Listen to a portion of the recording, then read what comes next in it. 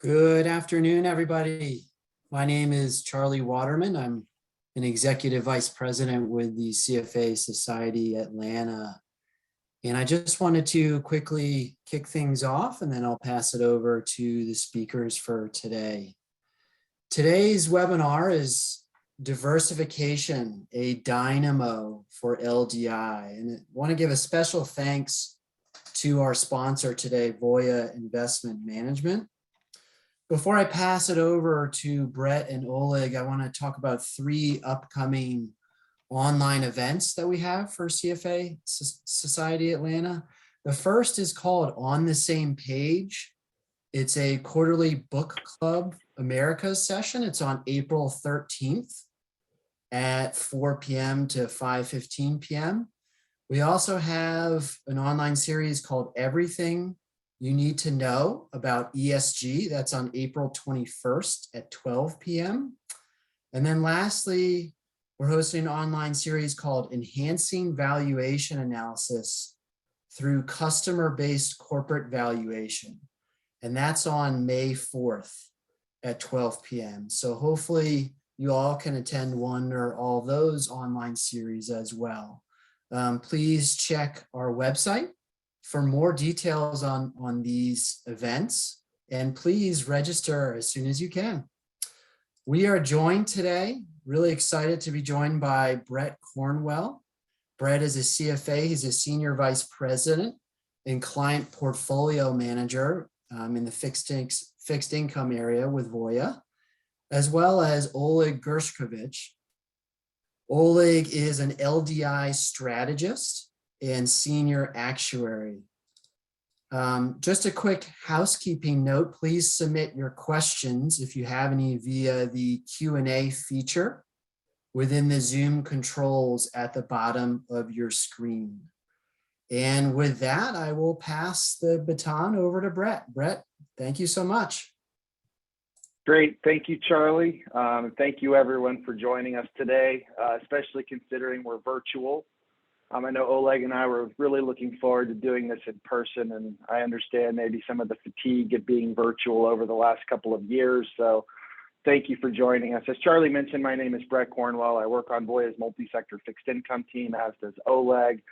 And collectively, we're sort of charged with leading Voya's LDI strategy team. And at Voya, just across our platform, we're responsible for managing close to $200 billion in fixed income assets, with LDI specifically related assets making up about $23 billion. So we've got a lot of experience here. We're seeing a lot of different types of plan structures across the LDI spectrum, if you will. As Charlie pointed out, Oleg is an LDI strategist and also an actuary by training, and we think that's really important when we're talking to plan sponsors about potentially de-risking their plans and what these LDI portfolios can look like. So I wanted to have a little bit of fun today with our topic, LDI diversifiers, and I wanted to begin our discussion. This is a surprise for Oleg, but with a quote from one of probably the most famous poems ever published, and that is "The Road Not Taken." And Mr. Robert Frost concludes that poem with the following 3 lines. It says, two roads diverged in a wood, and I took the one less traveled by, and that has made all the difference.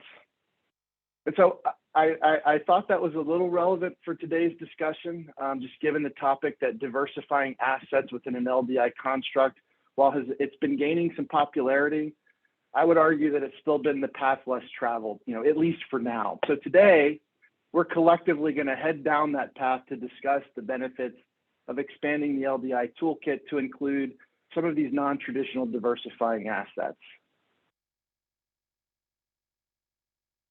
The agenda for today, we're going to start with a quick overview, if you will, of kind of some of the trends we've been seeing within LDI and de-risking specifically.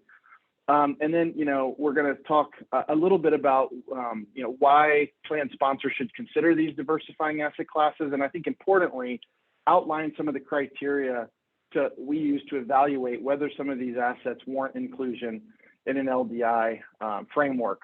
We're going to continue the discussion, hopefully, with 2 case studies that we have prepared today. So time allowing, we're going to go through 2 of those studies.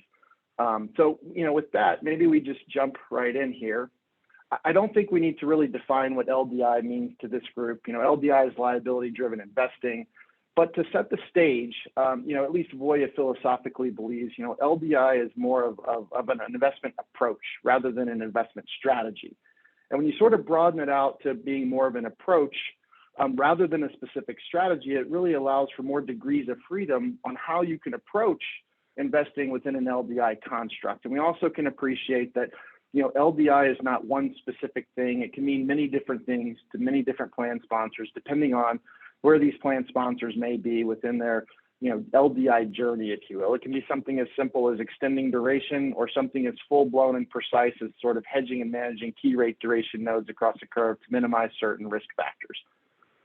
But I think in general, you can make a broad statement by saying that generally what you're doing is trying to more closely align an asset portfolio to the profile of a set of liabilities, with the idea being ultimately to reduce the impact of that pension plan to the overall entity or enterprise, if you will. And so I think that can be one of sort of the guiding principles here.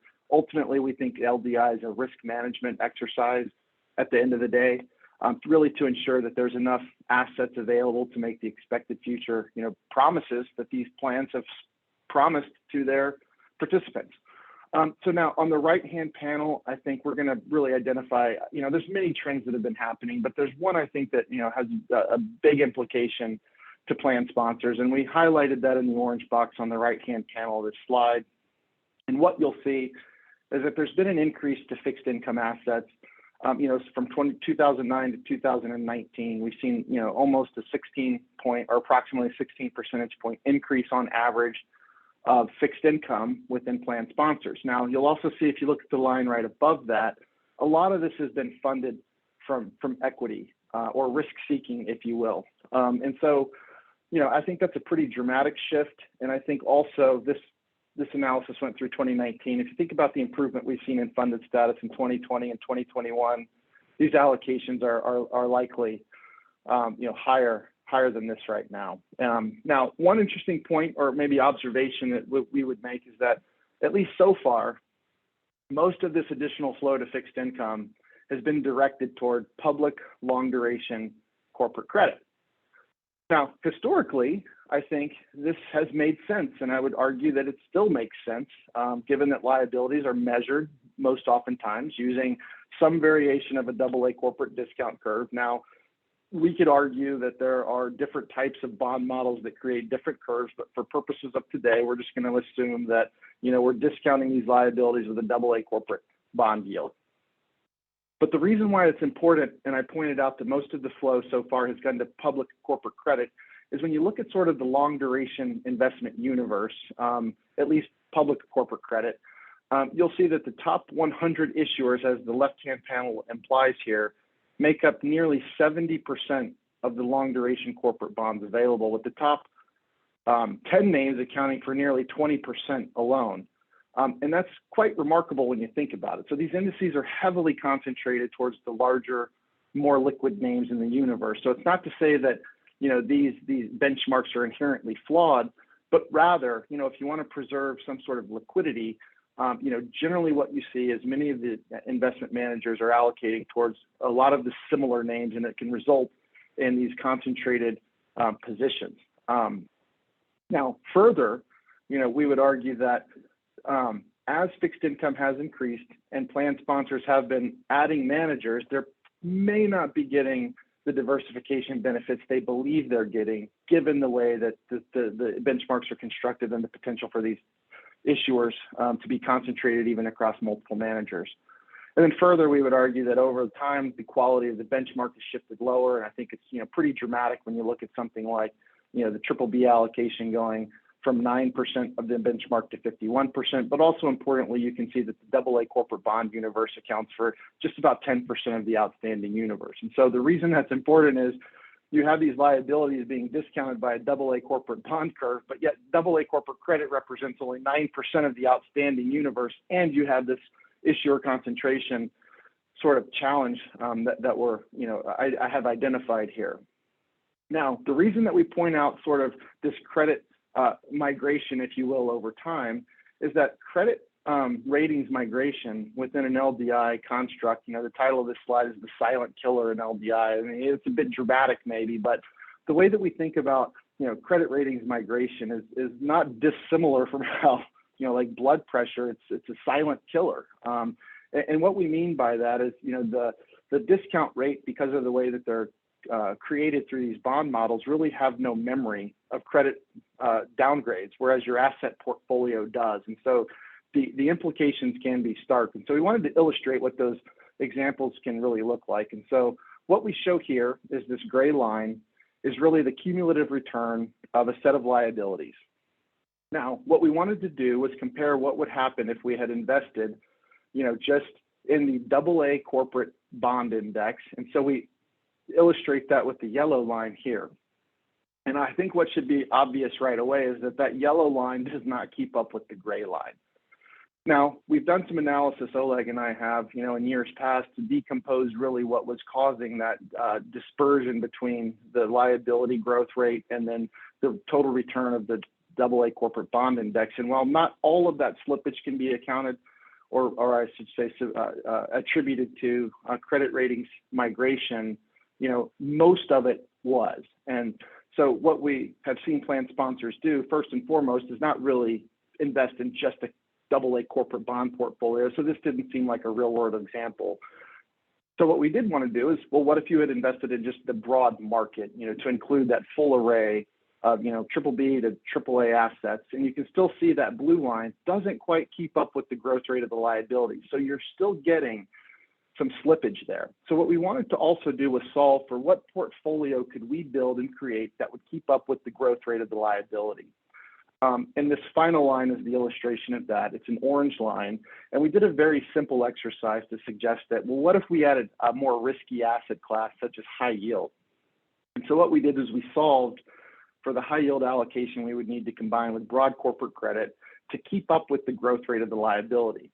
And so while you can see right here, this orange line certainly mimics the behavior, you can also see throughout the process or the life of this return stream that there's been some meaningful dispersion as well. And we illustrate that on the statistics here. And so I guess one thing to keep in mind is that, we can keep up with the growth rate of the liability by risking up the asset portfolio, but we are also potentially, or at least in this example, increasing the probability of introducing more tracking error between the assets and liabilities, which seems to sort of fly in the face of LDI. And so if you're sensitive to surplus volatility, by adding these more risky assets, you're also picking up tracking error between the assets and the liabilities, which seems suboptimal on some level. And so what we wanted to explore really is, are there other asset classes that can help mitigate some of those risk factors? For example, concentration risks found within the public corporate bond universe.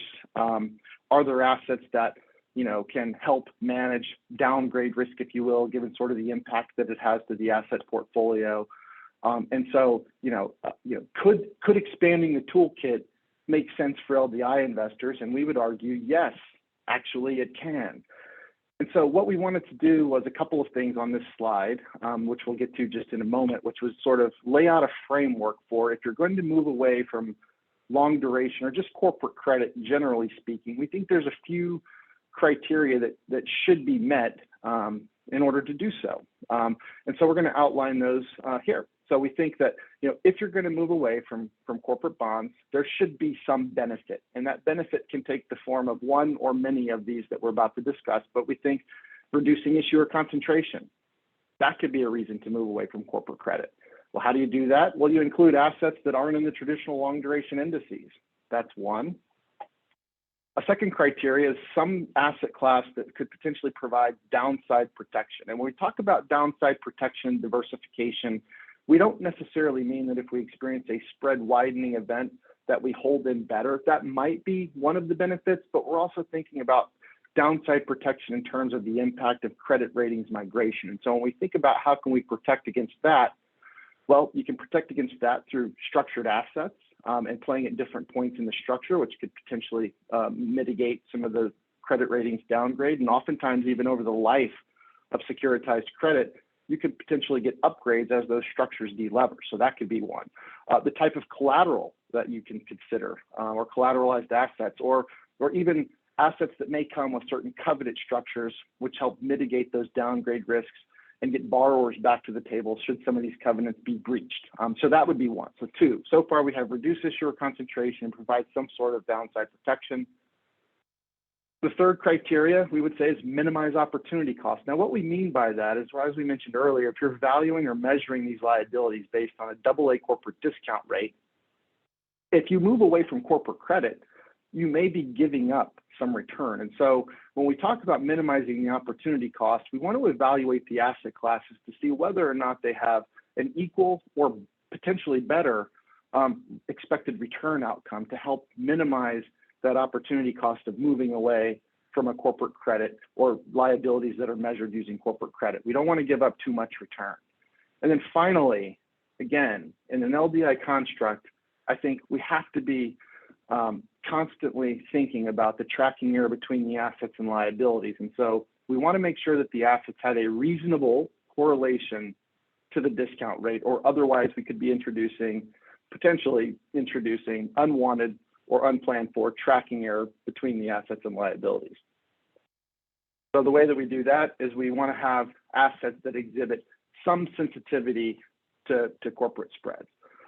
Now, so what asset classes might check some or more of these boxes? And that's what we show here. We've got investment grade private placements, commercial mortgage whole loans, as well as collateralized mortgage obligations, or CMOs. And as we kind of walk through this, we'll see that investment grade private placements, they're not in the traditional long corporate benchmarks. They provide downside protection through their covenant structures. So check. They minimize opportunity cost. And we'll go over some of the more specific details on a slide in just a moment, but there's an additional spread component that you pick up for like duration assets between publics and privates. And at the end of the day, they're still corporate spread products, so they exhibit this sensitivity and reasonable correlation to the discount rate. So investment grade private placements literally check all of the boxes and make it, I think my esteemed colleague would say, a slam dunk to be at least considered. Now, there are some duration considerations that will need to be also factored in, but it checks all of the boxes and something that we would argue warrants consideration within an LDI construct.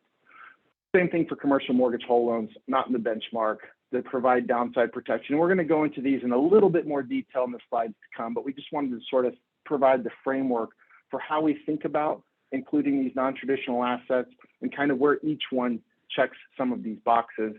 And then finally, we've got collateralized mortgage obligations, and you can see where they check the boxes there as well. So with the collateralized mortgage obligations, I think, the two key criteria that would need to be considered is, they have a little bit of less of a correlation to the discount rate, and generally you're giving up some yield, but you get that credit ratings migration protection, and you're also reducing issuer concentration. So we still think that they could warrant inclusion within the portfolio.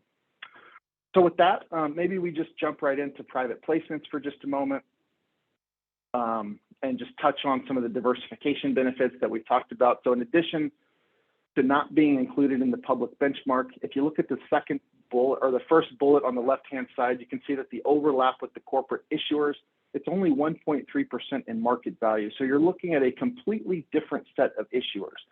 And so you're reducing that idiosyncratic risk. It's not your traditional issuers that we're allocating to within this space. So they can provide a great complement to what you're already doing with a key foundation of that long duration public corporate names that you probably already own. So issuer diversification is key, but also you'll notice there's some industry and some geographical diversification benefits here as well.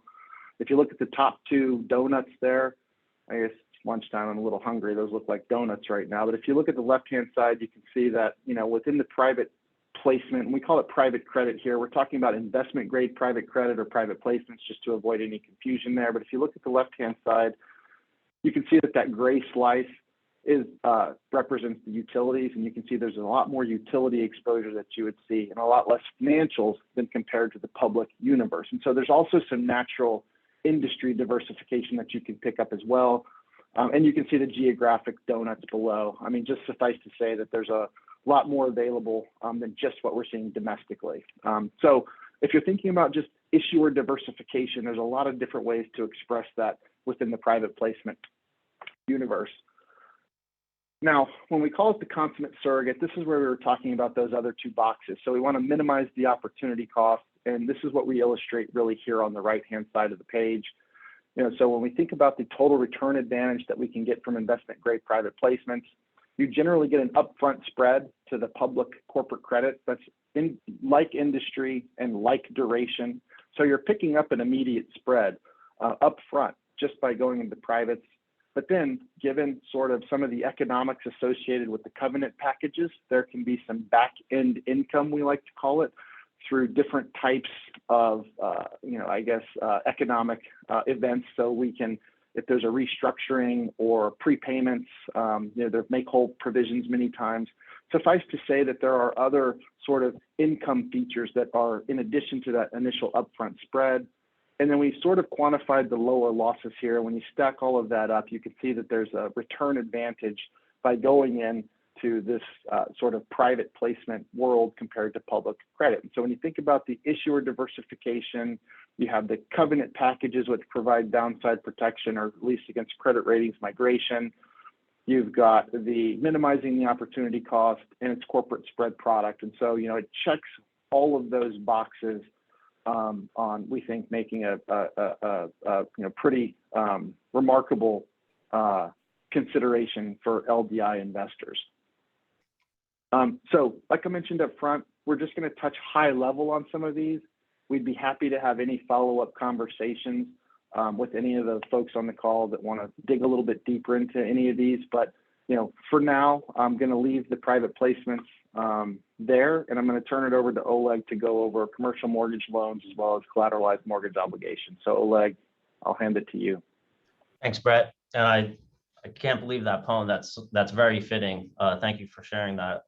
The path diverging. I was going to stand on my desk and say, "Oh, Captain, my captain," which might be another apt metaphor here, especially for plan sponsors as they have to figure out how to navigate after a very trying last decade, and now they're looking at much better funded statuses in their pension plans. So what can they do? Maybe that path less taken is, I don't think it'll ever be a fully paved cement and more taken path, but it definitely is getting explored. So yes, great poem there. So with CMLs, we have this subtitle here or title here, "A Match Made in Mortgage Heaven," and it's it's kind of true. They are very similar to investment grade private placements. They don't show up in the public benchmarks as they are private assets and in fact whole loans. So the notion of diversification is a straightforward one here. But what else makes them worthy of consideration for LDI? Well, if we look at the chart on the top right and we look at the bars on the left-hand side, we can see we have the core lending and transitional bridge loans. Now you can invest in the transitional loans, but that duration is typically much shorter. So what we generally see here is for pension plan, hedging, and LDI, the core lending fits a lot better in that program. They are fully collateralized by hard assets and are directly controlled and owned, and helps with downside risk mitigation. It also helps that they have this income advantage, again, as we see on that same chart on the top right. You can see that you can get through the back end fees and lower credit losses, you pick up a spread of almost 150 basis points over time. So we think that makes it a real credible source here. And when we think about those attributes in terms of liability matching, something that makes a lot of sense for pension plans. Another advantage is that all these deal structures can be customized to meet specific needs around key rate duration. So you can go short, you can go medium, you can go long, and we think that's also just a natural fit, giving credence to that match made in heaven subtitle there. And lastly, on the bottom chart, we have the Voya trademarked orange colored diamond here, representing CMLs and reaching for that better yield and less risk than common intermediate benchmarks like the intermediate corporate and intermediate gov credit, as well as the Barclay Ag. So you kind of can see that you can get that better return with lower risk. So another factor. We can move on to the next slide and we'll briefly talk about CMOs. And, again, this is just such a inflection point, I think, for many sponsors. We were actually talking about this morning, that we've seen this almost catapulting of funded statuses, 8, 10, 12%, from 12/31/2020 to 12/31/2021, and even probably to ending this quarter, despite what equities did, just given how rates are rising. So there's a lot of pension plans that are just finding themselves better funded. So one of the things that kind of jumps out is this collateralized mortgage obligations, CMOs, which transform U.S. residential and commercial mortgage cash flows into tranches by different durations. So in doing that, they provide an array of options for LDI investors. There's been a lot of buzz recently, but as I mentioned, with those funded status and improvements, sponsors blew through their multiple glide path triggers. I mean, you typically hit 1 or 2 a year, but here, if that, but here we're hearing, and our clients, others are just waking up and finding themselves in a great position and are seriously making efforts to de-risk. And what they sometimes do is, before they go into the investment grade private placements and before they look at commercial mortgage loans, they sometimes look at CMOs, and for good reason. They're super easy to allocate to. It's a much larger market than investment grade private placements and CMLs. And for that reason alone, it's just easier to ramp up. And without so much, with so much concentration rather in the fixed income buckets that sponsors have, CMOs are an appealing complementary diversifier for them. And we're not talking about a wholesale swap out of long duration fixed income for any of these asset classes. So when we talk about the road less traveled, it will probably be more traveled, but it's never going to be the dominant road traveled. So the funding, the pension funds they're always going to have this foundation of publics. And then what we're trying to do is just fill in and kind of use other asset classes to get a more robust portfolio. And we'll talk about that in the case studies, which we'll get into right after this. But what we found with CMOs is that easier access, and they also are going to be used in a slightly different way than investment grade private placements and CMLs. But before I get into that, real quick, on the bottom, on the chart on the right at the bottom, we can see the agency CMO 7 to 10 year and 10 and greater. They do have that low correlation and diversify. So they don't necessarily check the box of a reasonable correlation to liabilities, but nevertheless, you can get that issuer concentration reduction by not being in the benchmark. And they have that government-like guarantee that mitigates the credit risk, and the government-like guarantee, that quality, in my mind, echoes the default-free nature of these pension promises. So you're kind of getting at that risk-free nature of those cash flows, which we seem to sometimes forget about when we're so in the mind of GAAP accounting. But there is a benefit here from that perspective. But of course, these are not spread assets, so they are going to have a lower spread in yield than long duration bonds, and for that reason, you may pick up some tracking error relative to liability, but there might be ways to alleviate some of that, and it still may be worthwhile having these in the pension assets. Nevertheless, you're always going to get a better spread here for CMOs than U.S. Treasuries. And one last thing, we mentioned we have this bullet here, the last bullet, the whole is greater than the sum of the parts. A lot of discussions we're having and implementations that we've done recently incorporate CMOs, but pair them with securitized credit. And this can improve the return expectations. So you kind of get some of that credit that you want without eroding the diversification benefit of having this asset class. So that's a more beneficial approach than just, say, a CMO only allocation. So with that sort of pairing, you can achieve a better return and keep that tracking error better in line. But that's beyond the scope of this webinar, but I just wanted to mention that just so people are aware. With that, let's jump into the case studies and talk about how we can incorporate these less traditional fixed income asset classes into a portfolio. So on slide 12, we did 2 case studies. We did a case study for a plan and runoff, which is a closed frozen plan, and then we did another case study for an open and accruing plan. The first one we're going to look at is the closed plan, which has a low liability growth rate. It was a 100% funded pension plan that is closed frozen, and they are just ready to hibernate this plan. But what they want to do is hibernate, reduce concentration, and they want to use the non-traditional diversifying assets as well. So the objective is to build them such a portfolio, get that issuer concentration reduced, and minimize tracking error to liability. Great. We were able to model up such a portfolio, including the 3 assets that we just went over: investment grade private placements, CMLs, and CMOs. In the last stage, we did have to use Treasury futures so that we kind of expanded the toolkit a little bit to allow for their inclusion, and that helped us mitigate some of the issues I just spoke about with CMOs not being a spread product. So with that, slide 13, and we'll get into the LDI portfolio evolution. Before I get into the numbers here on this page, I just want to stop and share that the model that we use here is an LDI optimization tool. It's based on a correlation matrix that we load into it that has varying asset classes.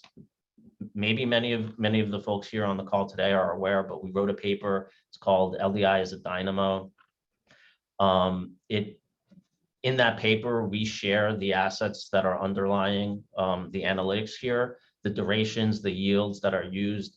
And the purpose here is to use this optimizer to do 2 things: to minimize tracking error relative to the liability and maximize yield. So the simple hard math of the results of that optimizer, which is based on client-specific cash flows. So we're capturing those characteristics and key rates of those cash flows with that correlation matrix I mentioned. The funded position of the plan, which, as I just spoke, I mentioned on the last slide, is 100% funded. We then do stepwise incorporation into the optimizer of private placements, CMLs, and CMOs. So on the right-hand side, we get the results of this work and using the optimizer. And what we see here is 4 portfolios. Portfolio A is a very standard allocation, 75% long corporate, 25% treasuries. Again, there's no equities here. This is just basically a refurbishment of their fixed income allocation. When we run the optimizer, we open the optimizer up to the first asset class we introduce as a stage 1 is private placements. And that's portfolio B. And what you can see here is a 16% shift from long corporate to private placements. And then the optimizer wanted to extend duration as it's doing that. So it took almost 16% of the 10 to 20 year treasuries and put it in 20 plus treasuries. And then it took all the 9 of the 5 to 10 year US Treasury bucket and also kind of dispersed that between the 20 plus treasuries and private placements. The short of it is we get a 19, almost 20% allocation to private placements. We still have that foundation, like I mentioned, of long corporate. And at the bottom on the last row, you can see that the tracking error to liability is decreased from 78 basis points to 49 basis points, which, okay, that seems pretty good. Next, we open up the optimizer to the notion of including CMLs. And here, the optimizer comes back and says, yeah, CMLs, we can do like 4% there. It reduces a little from the private placements and 1% from the treasuries 20 plus. And we didn't really pick up a very small decrease really in tracking error to liability, but we know that there is merit in CMOs. And we know that we do want to preserve that private placement allocation that was closer to 20. So what we do here is we include, we relax some of the constraints here and we allow for the use of treasuries. So we put in a 7% to 20 plus futures contract.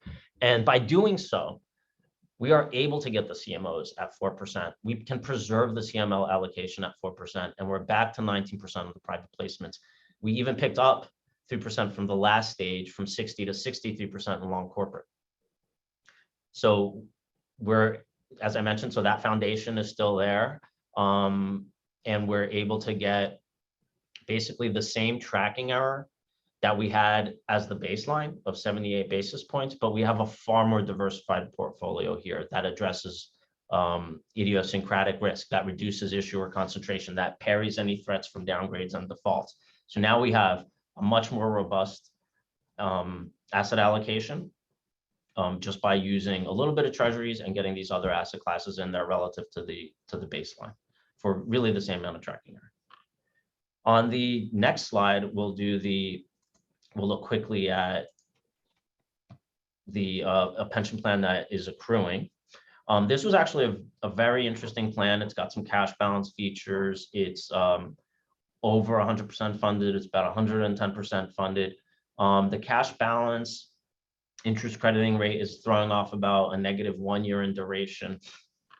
So we net to about 11 duration, but it is accruing, it is growing. Service cost is more or less offsetting that. Service cost is adding to the liability growth rate by about another %. So we've got a higher hurdle than we did in the last case study. And, that's not to say that this is only going to apply, or what we're about to talk about is only going to be relevant for this pension plan. We can use a lot of what we're seeing here for open and accruing plans, closed frozen plans like we saw in the last case study, but we can use a lot of these concepts just given any plan's cash flows and try to see what's a best fit, what to optimize, what other asset classes can be included. So it doesn't always have to be fully funded or overfunded for that matter.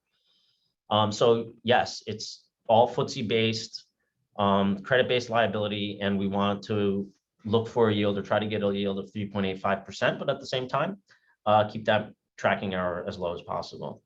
The result, similar to before, there is an appetite here for private placements. There is an appetite for CMLs and agency CMOs, and I think we get a pretty decent result. So let's take a look on slide 16. So similar setup.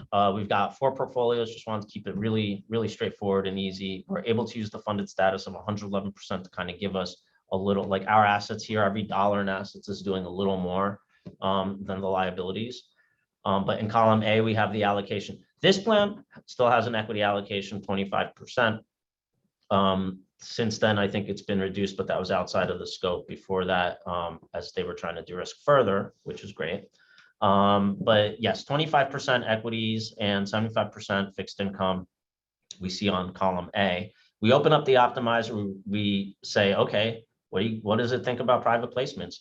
And it took 5% from long corporate and all the 8% in treasuries and dropped it into private placement. It says, yes, I want that at 12% for this plan. So that's great. The tracking error reduction to liability only went from 6.12 to 5.99. Now, one thing I want to mention about this tracking error, sometimes people say, why is the tracking error here so much bigger than the tracking error in the last plan? And a lot of that tracking error is just coming simply from that equity allocation. So I just want people to be aware of that. But we did pick up a 13 basis point reduction from the private placements. We could probably do a little better. We go back to the optimizer, and in this stage, we say, okay, CMLs, what do you think about that? It comes back with 4% to private placements, moves a chunk of it to CMLs, and reduced a little bit from long corporate.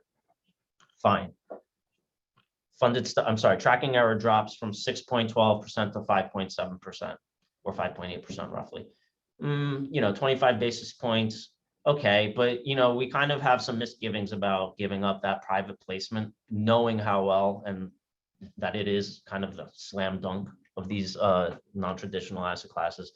We go back to the optimizer and we say, okay, with maybe a little bit of treasuries, how much can we get in CMOs, CMLs, private placements, et cetera? And we get to a very interesting portfolio here in column D, where with just 20% treasury futures, we can get private placements to 20% as well, restore CMLs back to the same as it was in column C, and get about 2% in CMOs, which is great. Yeah, long corporate gets reduced to about 37, but we still think that's a pretty significant foundation, to build on. So we're happy with that. The tracking error now relative to the liability at the very bottom right is now 5.04%. So we basically reduced the tracking error to liability by over 100 basis points relative to their baseline with just these simple moves here. And we've got that robust portfolio. We've got issuer concentration addressed. downgrades and defaults addressed, diversification addressed. So a very interesting and evolved portfolio, if you will. So I think with that, looking at these case studies, we can see that there definitely is room and desire to explore these sorts of asset classes in any LDI portfolio.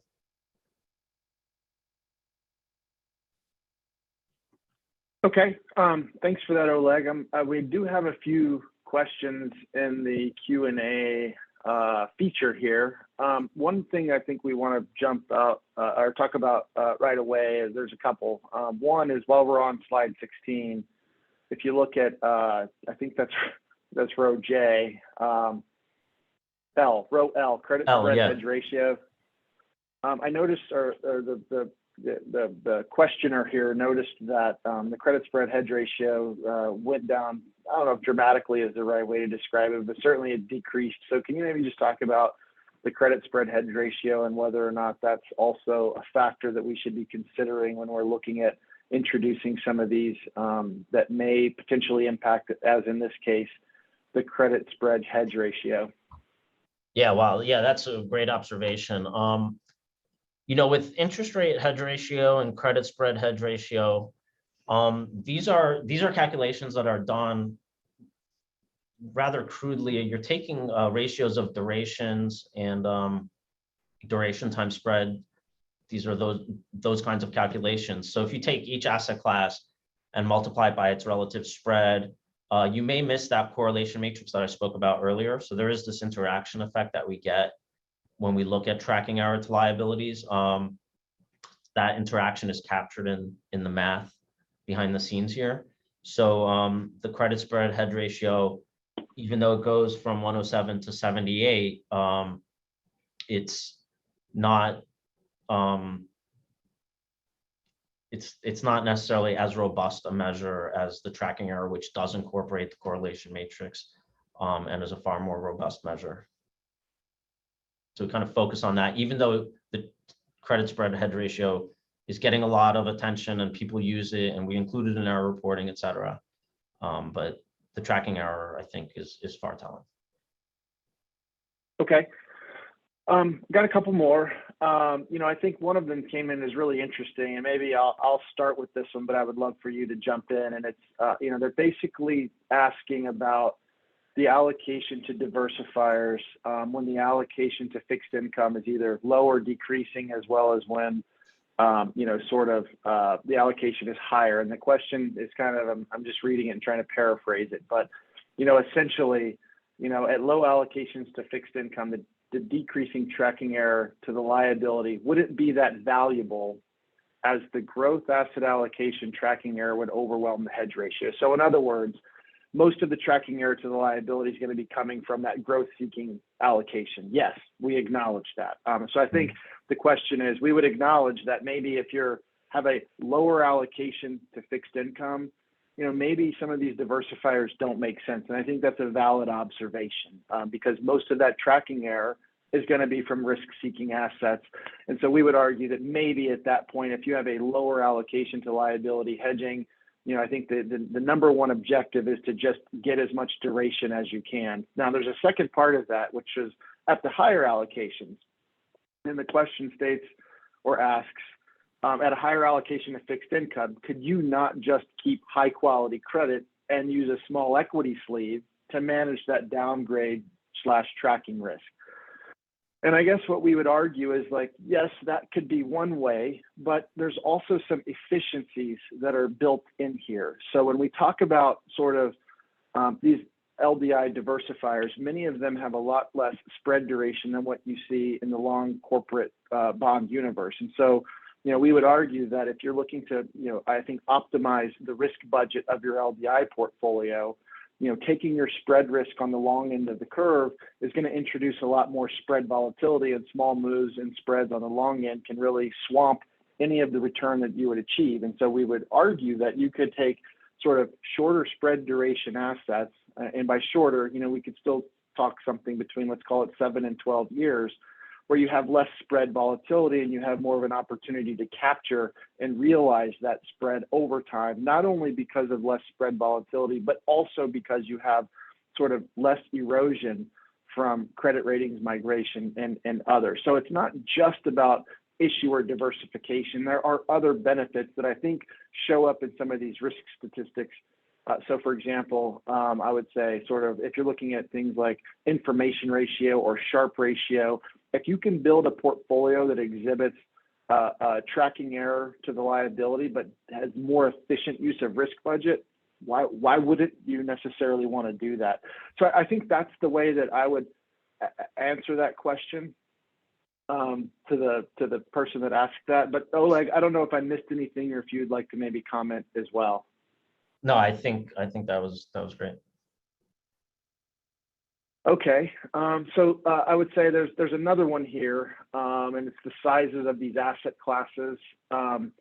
Just generally speaking, I think compared to high quality corporate credit, and I think high quality corporate credit, it's quite large, in the trillions, and I don't have that number at the tip of my tongue. But what I can share with you is that within the investment grade private placement market, or actually before I go there, I think that's a valid observation, and I think, Oleg, this is what you were touching on when we were talking about sort of the size of the plan and kind of what made sense and even how long it might take to put money to work, depending on sort of the diversifiers that we're using. So, I'll just give the statistics, but if you'd like to comment, I mean, I think that feel free. But, within the investment grade private placement market, on average, the issuance in that market over the last, I would say 7 years or so has been roughly around $70 billion. I was just checking kind of, what the issuance was for 2022. I haven't seen the 2021 numbers yet. Or 2021, sorry, was about $80 billion as well. 2019 was $80 billion. So it's robust, and I would say, there's some ebb and flow in terms of the annual issuance, and the average deal size that we see there is right around $300 million. So that is something to consider in terms of, allocating to the space, the capacity that's available to put to work here. But, I think there are ways that you can still allocate here and make it an efficient use of risk budget. In terms of commercial mortgage loans, these are, generally private, so it's tough to get, a read. But when we were looking at sort of what was originated in 2019, we had $600 billion. So fairly robust over a wide array of different collateral types and that you're looking at there. And by collateral types, I should suggest the different types of property when you're looking at them. So $600 billion in 2019 and 2020. It was an off year. It was a pandemic. There wasn't I would say that might not be what you want to look at, but there was $442 billion across, all sorts of commercial real estate. I haven't seen the numbers out yet for 2021, but we would argue that it's higher than 2019 and suggest that it's probably more in line with what we've seen historically, if not higher, coming off of the dearth of issue that we saw in 2019. So hopefully that gives you some feel for the sizes of those markets and compared to not only the CMO market, which Oleg touched on earlier, but also the high quality corporate credit market. And then go ahead. Yeah, I think also for CMOs that when it contracted a lot in 2020, but it's kind of came back a bit. And for those that have a duration of greater than 8, about 100, maybe 200 billion in securities. Yep. Okay, so there's another two that are very similar. I'm going to wrap them into one, and then I think we're getting close to time here. But so the if not the last, one of the last questions I'll ask is it's related to PRT, and it's I'm going to ask this, Oleg, for you to take, because there's kind of two parts here. One is I'm assuming that insurers would be comfortable if they received these diversifiers in kind. So when we're talking PRT, how do insurers view this in terms of an AIK or in-kind transfer or assets in kind? The other one would be, I think there was a question that said, closely related, but from a different person, are using these diversifiers ultimately just setting, a stepping stone for ultimately a PRT? So I guess, should it just be plan sponsors looking to do a pension risk transfer that are considering these? And if so, what are the insurers' views on receiving these assets in kind? Yeah, I mean, it's it's hard to say. I think when we're talking about this, I think we're mostly talking about hibernation. So on balance sheet, I mean, Brett, you've heard me say this a million times. I think of these pension plans as essentially nonprofit insurance companies. So while they are aware now or more or amenable to using the same tools that insurers use for themselves, you would think that this could be kind of an easy answer that yes, the insurers would do AIK with these sorts of assets. But it depends on what the insurers already have within their portfolio. So if they've already filled up their books with investment grade private placements, and you already have certain covenant structures that aren't appealing to them or whatnot, they may not be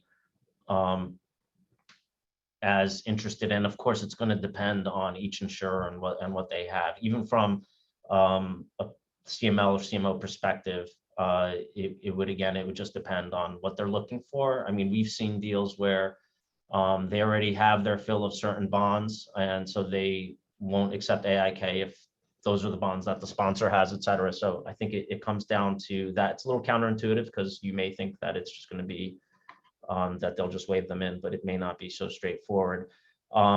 Another, thought here is that after an annuitization, you may want to refurbish your fixed income allocation after a lift out. So you'll be left with probably a lot of more longer duration assets, in which case you may want to overhaul that fixed income allocation. There might be a space for some of these asset classes within that from a non-traditional fixed income asset perspective, as again, building to a foundation of other fixed income products in there.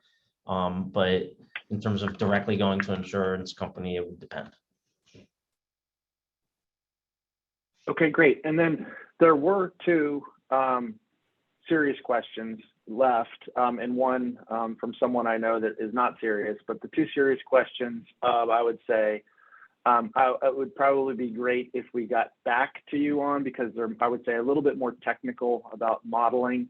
One of them is talked about sort of slide 5 when we're looking at the tracking error and the dispersion between as we're adding assets and not. So I know who asked that, and we can follow up directly. And then there was another question from someone that talked about how would this data look if we back tested through 08, 09. I'm not sure there's an easy answer for that, because when we're talking about some of these diversifiers, there are some limitations to the data because they're not publicly available sort of benchmarks, if you will. So it would be a matter of whether or not we can get that data, but if we could put it in the model. Oleg, I don't know if you have a remark on sort of the modeling aspect of it, but I think, for specific answers to those two questions, I just wanted to acknowledge them, and we can follow up, after this call, and, maybe hopefully have a conversation that would provide a little bit more detail that may be, a little on the more technical side.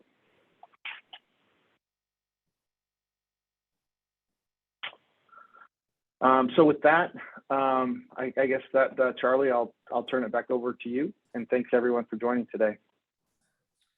Awesome. Thank you so much, Brett and Oleg. That was a lot of really great information. And thanks to everyone who connected with us today. You can look for an event survey to follow this webinar, including a copy of the replay as well as the presentation that was used today. So with that, thanks again. And this concludes today's webinar. Thanks so much, guys. Thank you. Bye.